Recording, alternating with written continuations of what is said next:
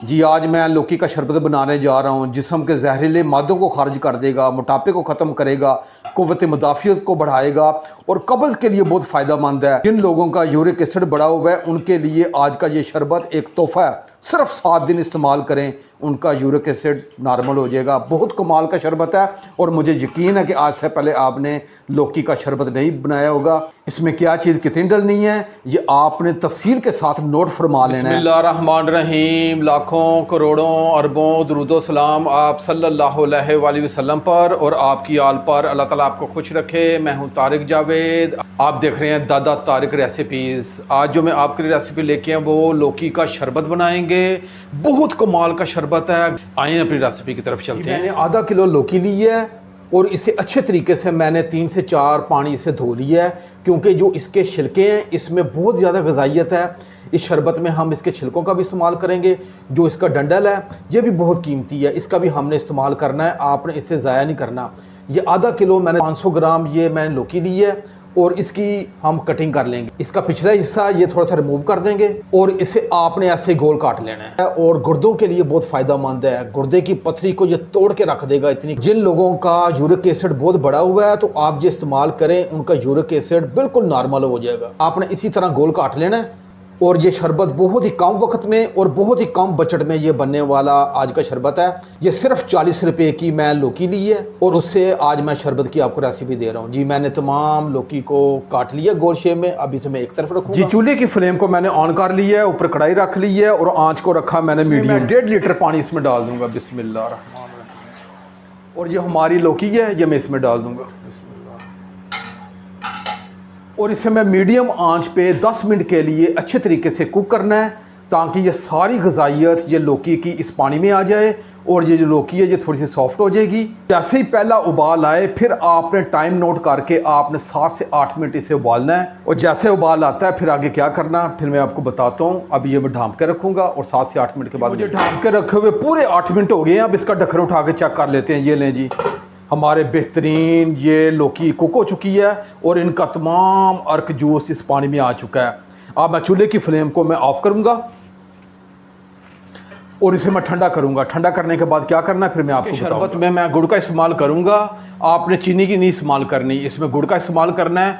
अगर आपके पास गुड़ नहीं है तो फिर आप शक्कर का इस्तेमाल कर लें। ये मैंने 250 ग्राम गुड़ लिया है। अगर गुड़ और शक्कर आपको ना मिले फिर मजबूरन आप चीनी इस्तेमाल कर सकते हैं, लेकिन कोशिश करें कि आप गुड़ का इस्तेमाल करें। मैंने लौकी के पानी को और लौकी को ठंडा होने के लिए अलग रख दिया है। अब मैंने चूल्हे की फ्लेम को दोबारा ऑन कर लिया है और आंच को रखा मैंने मीडियम। 2 गिलास इसमें मैं पानी डालूंगा और ये गुड़ है हमारा ये मैं इसमें डाल दूंगा। बिस्मिल्लाह। 1 टीस्पून इसमें मैं सौंफ डालूंगा और ½ टीस्पून मैं कलवंजी डालूंगा। कलवंजी के बहुत फ़ायदे हैं, ये अपनी ग़िज़ा का आप हिस्सा बनाएं। इसमें अल्लाह पाक ने बहुत शिफा रखी है। और ये मैं इसमें डाल दूंगा। बिस्मिल्लाह। और इसे मैं 5 से 6 मिनट इसे मैं पकाना है। एक तो गुड़ इसका मेल्ट हो जाएगा और दूसरा इसके अंदर जो मैंने चीज़ें डाली हैं कलवंजी और सौंफ उसका अर्क जूस इस पानी में आ जाएगा।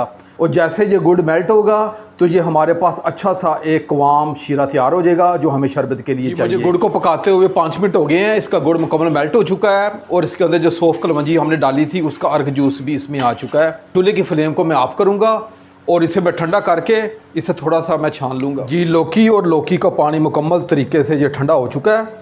अब हमने क्या करना है कि इस लौकी को मैं निकाल के ग्राइंडर जार में डालूंगा और इसी में से थोड़ा सा पानी लेके इसे अच्छे तरीके से ग्राइंड कर लूँगा। मैंने 1 कप पुदीना लिया है, ये भी साथ ग्राइंडर में डाल के मैं ग्राइंड कर लूँगा। जी, मैंने लौकी को ग्राइंडर जार में डाल के साथ पुदीना डाल के इसी में से जो पानी था जिसे हमने लौकी को उबाला है इसे अच्छे तरीके से ग्राइंड कर लिया है और जो हमारे पास बेहतरीन लौकी और पुदीने का ये शेक मिल गया है। जी, मैंने एक स्टेनर ले लिया है। स्टेनर में जो ग्राइंड किया हुआ मवाद है जिसमें डाल के इसे अच्छे तरीके से हम निचोड़ लेंगे। स्पैचुला की मदद से अच्छे तरीके से आपने इसे निचोड़ लेना है ताकि सारा अर्क और जूस नीचे कढ़ाई में चले जाए। ये लेंगे मैंने दबा के अच्छे तरीके से इसे निचोड़ लिया है और इसका सारा अर्क और जूस नीचे कढ़ाई में उतर चुका है। अब ये खाली फोक है, इसका कोई फ़ायदा नहीं, मैं इसे एक तरफ रखूँगा। और ये हमारे पास बेहतरीन जानदार ये लौकी का जो शरबत जो है वो हमें मिल चुका है। अब इसे हमने थोड़ा सा पकाना है। अगर आपने फ़ौरी इस्तेमाल करना है फिर आपको पकाने की ज़रूरत नहीं है, लेकिन आपने अगर 10 से 12 दिन के लिए सेव करना है फिर आपने एक ही मरतबा आपने इसे बना के सेव कर लेना है। और इसे पीने का क्या तरीका वो मैं आपको बताऊंगा, लेकिन मैंने इसे बना के सेव करना है, इसलिए मैं थोड़ा सा इसे पकाऊंगा। चूल्हे की फ्लेम को मैंने दोबारा ऑन कर लिया है और आंच को मैंने मीडियम रखा है। ये हमारे पास जो गुड़ का कुआम था जिसे हमने तैयार किया है, मैंने एक स्ट्रेनर की मदद से इसे अच्छे तरीके से मैंने छान लेना है।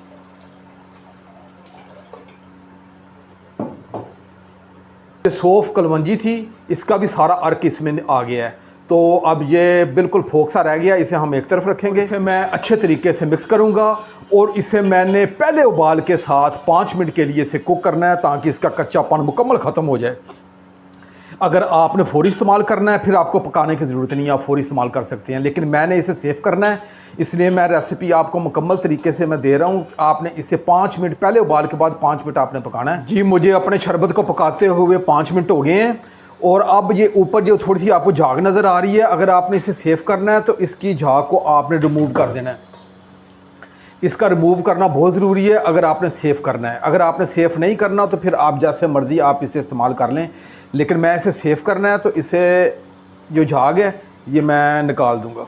की फ्लेम को मैं ऑफ़ करूंगा, इसे मैं थोड़ा सा ठंडा करूंगा। ठंडा करने के बाद इसे पीने का क्या तरीका है वो मैं आपको बताऊंगा और सेव करने का क्या तरीका वो मैं आपको बताऊंगा। अब इसे हम ठंडा कर लें। लौकी के शरबत को ठंडा कर लिया है, बहुत ही जानदार और ताकतवर शरबत है ये। आपने एक मरतबा ज़रूर अपने इस भाई की रेसिपी अपने घर में बनानी है। मेरा आज का शरबत जिस्म के जहरीले मादों को खारिज कर देगा, मोटापे को ख़त्म करेगा और क़ुव्वत मुदाफ़ियत को बढ़ाएगा और ये कब्ज़ के लिए बहुत फ़ायदेमंद शरबत है।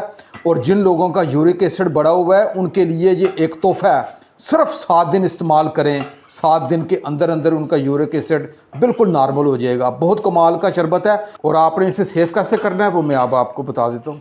मैं इसमें 8 अदद नींबू का जूस है वो निचोड़ दूँगा।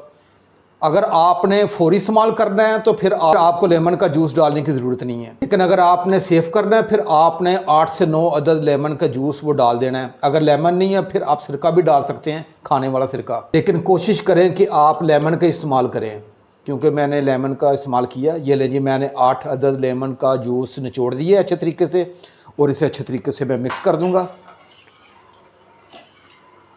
अब आपके पास बॉटल हो, जार हो, कोई घर में चीज़ हो, आप इसे सेव करके फ्रिज में तकरीबन 1 से 1.5 माह के लिए इसे सेव कर सकते हैं। जब आपका मन चाहे आप इसे इस्तेमाल में लेके आएँ। बेहतरीन इसका पीने का जो टाइमिंग है वो सुबह नाश्ते के बाद और दोपहर के खाने के दरमियान है। और इसे पीने का क्या तरीका है वो मैं आपको बता देता हूँ। गिलास ले लेना है जो आप रूटीन में अपने घर में इस्तेमाल करते हैं। इसमें आप अपनी ज़रूरत के मुताबिक बर्फ़ डाल लें। जी मैंने थोड़ी सी बर्फ़ डाल ली है। अब इसे आधा गिलास में ये शरबत का डाल दूंगा। बिस्मिल्लाह। ये लें जी, आधा गिलास मैंने शरबत का डाल दिया है और ये बाकी मैं पानी डाल दूंगा। ये लें जी, हमारा जानदार ये शरबत तैयार हो गया है और आप ये पिए, इंशाल्लाह पूरे जिस्म में सुख और चैन पैदा कर देगा ये लौकी का शरबत। और मुझे यकीन है कि आज से पहले आपने कभी नहीं बनाया होगा। बहुत कमाल का शरबत है और सबसे बड़ी बात है कि इसमें हमने चीनी का इस्तेमाल नहीं किया, गुड़ का इस्तेमाल किया है और साथ पुदीने का भी इस्तेमाल किया है। अगर मेरी ये कावश में ये रेसिपी आपको अच्छी लगे तो मेरे चैनल को ज़रूर सब्सक्राइब कर दिया करें, ये आपकी तरफ से हौसला अफजाई होती है। अब अपने भाई तारिक को इजाज़त दें, इंशाल्लाह मैं एक नई रेसिपी के साथ हाज़िर होऊंगा। अपना बहुत ख्याल रखिएगा। अल्लाह हाफिज़।